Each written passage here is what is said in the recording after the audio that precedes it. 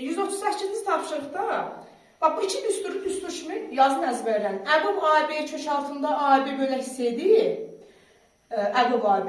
Əkab AB kök altında onların hasilidir. 138-də nə deyir?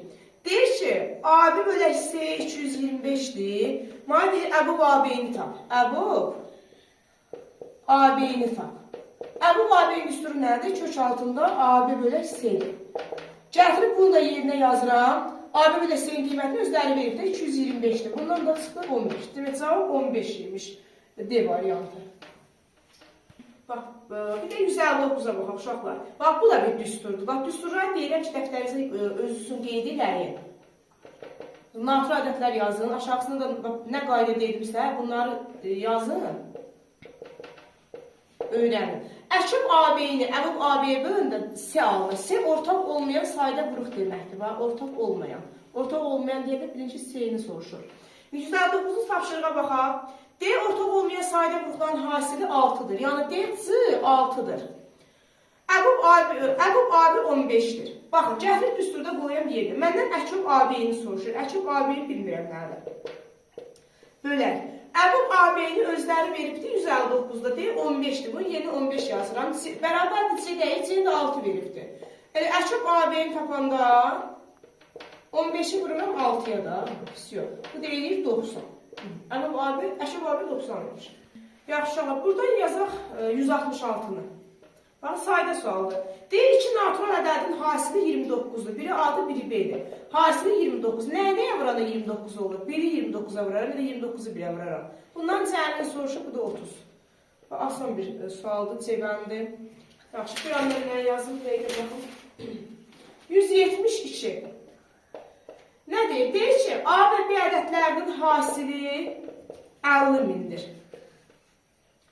Ortaq olmayan sayda vuruqların hasili də 20-dir. Məndən əkab AB-ni soruşur.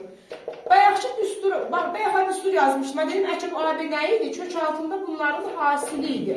Bu da bərabərdir. A vuraq B elə 50.000-dir. Özləri veriblər də bunu. C-im də 20-dir. 5-i 2-yə vuranda 10. 5 dənə 0 artıq da yazacağım yana. Kök çıxanda nesə 6-0 varsa 3-ü çıxır. Şöyle. Cavab olacaq 1000. Bax, 175-ə də baxaq uşaqlar. D2A 5B-yə bərabərdir. Məndən bir də bunu verib. D əkab AB 80-dir. A-nı da məndən soruşur. Baxın, bu misallarda.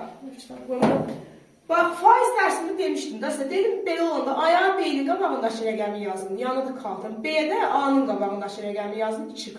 Gətirib burada qoyuram yerinə. Əkab A-ın 5K-dır, B-nin də 2K-dır. Bərabərdir 80.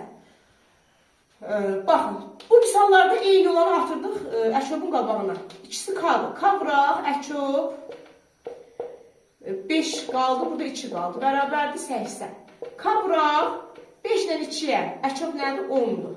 Bərabərdir 80-ə, K da bərabərdir 8-ə. Məndən A-nı soruşur. A-nın neçə K-dır? 5K deyil. 5K da 8 tapmışam. 5 də 8-ə vuranda 40. Cavab 40. 179-a baxmışam. Bu da maraqlı sualdır. Biraz diqqətli olun. Deyir, natural bölənlərin sayını tapın. Da burada götürüb 4-ün üstünə bir gəlməyin, ha. Bu 33 sayda ədədlər. Mən bunu 2 sayda ədədin hasil şəklində yazmalıyam. 33, 3 vuraq 11 deməkdir. 4-ləri yazıram üstünə. İndi bu da saydadır, heç nəyə bölünmür, bu da saydadır. İndi mən bu natural bölənlərin sayını tapa bilərəm.